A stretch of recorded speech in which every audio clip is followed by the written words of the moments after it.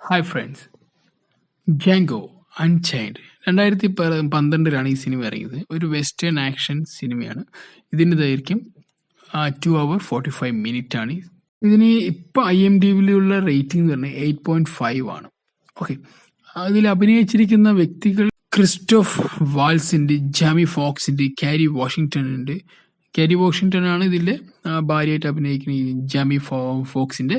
പിന്നെ Leonardo DiCaprio ഉണ്ട്, പിന്നെ സാമുവൽ എൽ ജാക്സൺ ഉണ്ട്, പിന്നെ വാൾട്ടൻ ഗോഗിൻസ് ഉണ്ട്. അങ്ങനെ ഒട്ടുമിക്ക വളരെ പ്രധാനപ്പെട്ട ആളുകൾ ഇതിൽ അഭിനയിച്ചിട്ടുണ്ട്. ഇതിന്റെ എടുത്തു പറയേണ്ട ഒരു പെർഫോമൻസ് എന്ന് പറയുന്നത് എനിക്ക് തോന്നിയത് ഇതിലെ ജമി ഫോക്സിന്റെയും ലിയനാർഡോ ഡിക്കാപ്രിയുടെയും അതോടൊപ്പം തന്നെ ഈ ക്രിസ്റ്റോഫ് വാൾസ് ഉണ്ടല്ലോ, ഇവന്റെയൊക്കെ പെർഫോമൻസും, പിന്നെ അതുപോലെ തന്നെ സാമുവൽ ഡി ജാക്സൺ, കാരണം ഒന്നിനൊന്നിന് ബെറ്റർ ആണ്. കാരണം എനിക്ക് തോന്നുന്നു ഇതിന്റെ കഥയുടെ പശ്ചാത്തലം എന്ന് പറയുന്നത് ഒരു അടിമയുടെ ഒരു പശ്ചാത്തലം തന്നെ. കാരണം ഒരു പണ്ട് കാലത്ത് ഉണ്ടായിട്ടുള്ളൊരു വെസ്റ്റേൺ രീതിയിലൊക്കെ ഉണ്ടായിട്ടുള്ള ഈ ബ്ലാക്ക് വൈറ്റ് എന്നൊരു ഒരു വിഭാഗം വേർതിരിവുണ്ട്. അപ്പൊ ഈ വൈറ്റിന്റെ വീട്ടിലും വൈറ്റിന്റെ പാടങ്ങളും വൈറ്റിന്റെ മറ്റുള്ള സ്ഥലങ്ങളിലെല്ലാം ഒരു അടിമകളായിട്ട് ജീവിക്കുക, എന്നിട്ട് ഫ്രീഡം ഇല്ലാത്ത ആളുകൾ. കാരണം അവർക്ക് ഇത്രയും കാലം ഇവർക്ക് ഇങ്ങനെ എന്താ പറയുക, ഇത്രയും കാലം ഇവർ അടിമകളായിരിക്കണം പറഞ്ഞ എഗ്രിമെന്റ് പോലും ഇട്ടിട്ടുള്ള പരിപാടിയാണ്. അപ്പൊ അതിന് ഫ്രീഡം കിട്ടുക എന്നുള്ളതാണ് ഇതിന്റെ ഏറ്റവും വലിയ പരിപാടി. അപ്പൊ ചിലപ്പോൾ ചില ആളുകൾ ഫ്രീഡം കൊടുക്കും, ചിലർ ഫ്രീഡം കൊടുക്കില്ല. അൺഫോർച്യുനേറ്റ്ലി നമ്മുടെ നായകനൊരു നല്ലൊരു വേട്ടക്കാരൻ്റെ കൂടിയാണ്. അപ്പൊ അദ്ദേഹത്തിന്റെ എന്താ പറയാ, ഒരു ഫ്രീഡം നൽകും. അതിനുശേഷം തന്റെ ഭാര്യ എന്ന് വെച്ചാൽ ഈ കഥയുടെ പശ്ചാത്തലം എന്ന് പറഞ്ഞാൽ തന്റെ ഭാര്യയിലേക്ക് വീണ്ടും എത്തിച്ചേരുക. കാരണം അടിമയായിരിക്കുന്ന രണ്ടുപേരാണ്. അപ്പൊ വീണ്ടും ആ ഭാര്യയുടെ കണ്ടുമുട്ടുകയും അവരിലേക്ക് ഒന്നിക്കുക എന്നാണ് ഈ കഥയുടെ ഒരു സാരമായ ഒരു പശ്ചാത്തലം.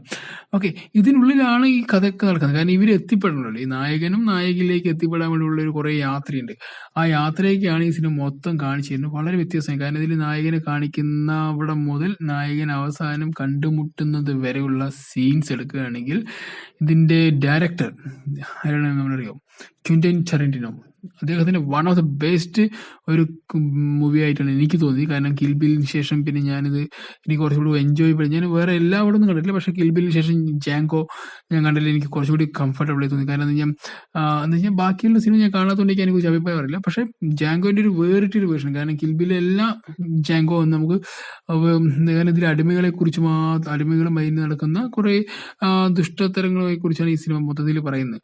വളരെ വ്യത്യസ്തമായിട്ട് ഈ സിനിമ എടുത്തു വെച്ചിരിക്കുന്നത്. അതാണ് അതിന്റെ ഏറ്റവും വലിയ ഹൈലൈറ്റ്. പിന്നെ ഇതിൽ കാണിച്ചിരുന്ന ഒരു വയലൻസ് എന്ന് പറയുന്നത് ഒരിക്കലും നമ്മൾ മറ്റു സിനിമയിൽ കാണിച്ച അതേ വയലൻസ് അല്ല. ഇതിലൊരു വ്യത്യസ്തമായ രീതിയിൽ ഇത് ചെയ്യാൻ നോക്കിയിട്ടുണ്ട്. അത് വളരെ വിജയിച്ചിട്ടുണ്ടെന്ന് ഞാൻ പറയുന്നു. കാരണം ഇതിൽ നമ്മുടെ ഷൂട്ടിംഗ് സീൻസ് ഒക്കെ എടുക്കുന്ന ഒരു രക്ഷയിലെ സീൻസ്. കാരണം അത് നമുക്ക് കൂടി ഫീൽ ആവും. ആ സിനിമ കാണാൻ നമുക്ക് ഒന്നുകൂടി ഫീൽ ആയി പോകും. അത്രമാത്രം എന്താ റിയാലിറ്റി ബേസിലേക്കാണ് ഈ സിനിമ കൊണ്ടെത്തിക്കുന്നത്.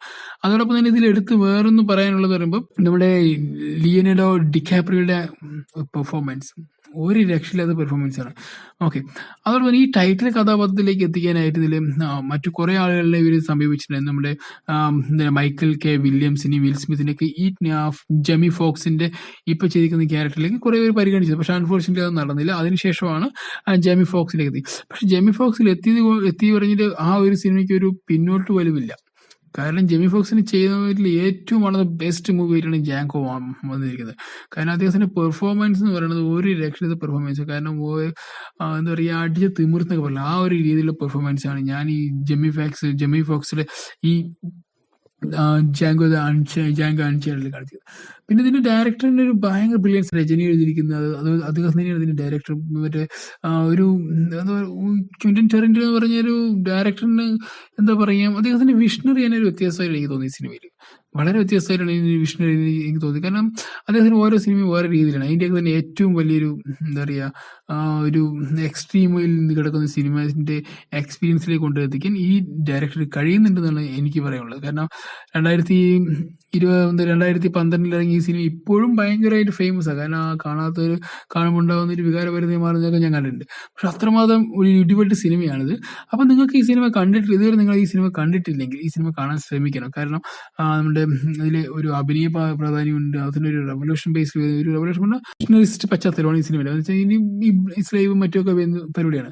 ഓക്കെ, പക്ഷെ അതിന് എടുത്തിരിക്കുന്ന രീതിയും അത് പറയുന്ന രീതിയും തന്നെ പറഞ്ഞു കൊണ്ടുപോകുന്ന ഒരു പശ്ചാത്തലത്തിന്റെ രീതിയെല്ലാം വളരെ വ്യത്യസ്തമായിട്ടാണ് സിനിമ. കാരണം നമുക്ക് കുറേ അധികം സ്ലേവ് സിനിമ കണ്ടിട്ടുണ്ടായിരിക്കും, പക്ഷെ അതിൽ നിന്നെല്ലാം തന്നെ വളരെ വളരെ വളരെ വളരെ വ്യത്യസ്തമായിട്ടാണ് ഈ സിനിമ ഇതെടുത്ത് ഇതിൽ നമ്മളെ ഫലിപ്പിച്ച് വെച്ചിരിക്കുന്നത്. അത്രമാത്രം നമുക്ക് എന്താ പറയുക എൻജോയബിൾ ആയിരിക്കും ഈ സിനിമ. അപ്പോൾ നിങ്ങൾ കണ്ടിട്ടില്ലെങ്കിൽ സിനിമ ടെലഗ്രാമിലോ അല്ലെങ്കിൽ മറ്റു ഡൗൺലോഡിംഗ് പോർട്ടലൊക്കെ ഉണ്ടാവും, സൈറ്റിലൊക്കെ നിങ്ങൾ ഡൗൺലോഡ് ചെയ്യുമോ, എന്നിട്ട് ഈ സിനിമ കണ്ടു നോക്കും. കാരണം ഒരിക്കലും നിങ്ങളെ ഡിസപ്പോയിന്റ് ചെയ്യില്ലെന്ന് ഞാൻ 100% പറയാം. കാരണം അത്രമാത്രം ഒരു വെറൈറ്റി ആയിട്ടുള്ള സിനിമയായിട്ട് എനിക്കും ഫീൽ ചെയ്ത്, അത് തന്നെയായിരിക്കും നിങ്ങൾക്ക് ഫീൽ ചെയ്യുമെന്ന് വിശ്വസിക്കുന്നു. കാരണം ഈ ജാങ്കോ അൺചേർഡ് നിങ്ങൾ ഈ ക്വിന്റൻ ടാരന്റിനോ മൂവി എന്ന് പറഞ്ഞ അടിച്ച് തന്നെ ജാങ്കോ ഒക്കെ ഹൈലൈറ്റ് നിൽക്കും.